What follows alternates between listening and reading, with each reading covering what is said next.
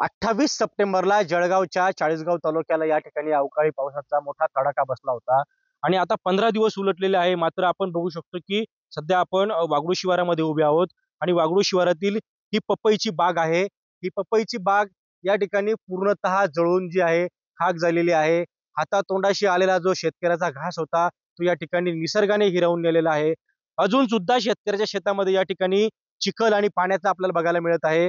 एकंदरीत कुठेतरी निसर्ग आणि दुसरीकडे कुठेतरी प्रशासनाचा या ठिकाणी ठिसाळ कारभार जो आहे तो या ठिकाणी शेतकऱ्यांना या ठिकाणी संकटात नेण्याचं काम करतोय।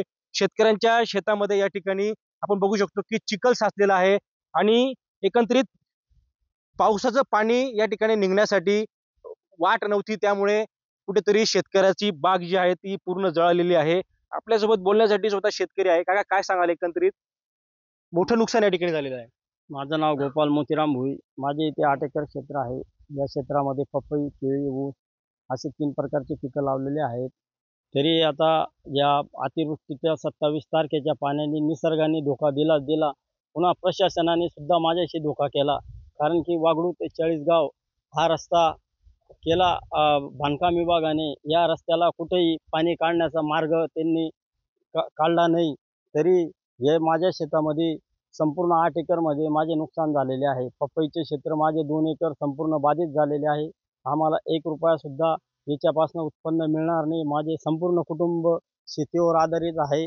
मी स्टेट बँक कृषी शाखा या शाखेकडून 5 लाख रुपये कर्ज उचललेले आहे। तरी आमचा सर्व उदरनिर्वाह शेती क्षेत्रावरच आहे। तरी आम्हाला कुटुंबाला आता जगण्याची आमची इच्छा राहिलेली नाही आहे। तरी आम्हाला आत्महत्या करण्याशिवाय पर्याय नाही।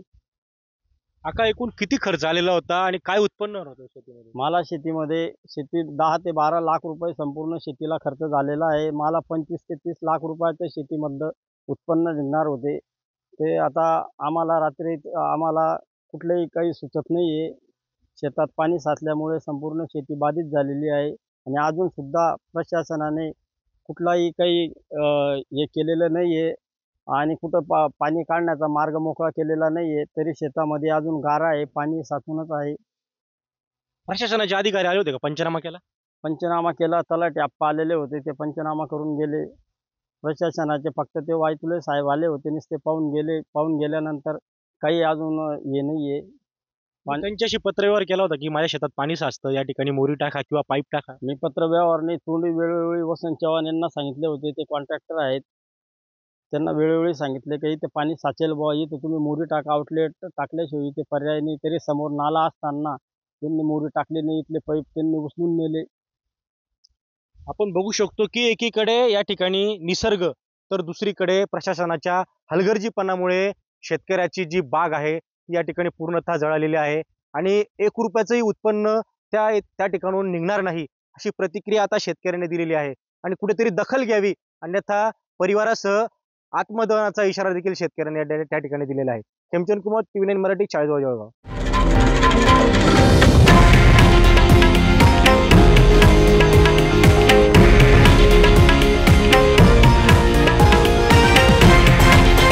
हे आहे देशातील नंबर 1 न्यूज नेटवर्क आणि आपण पाहत आहात TV9 मराठी, एकमेव।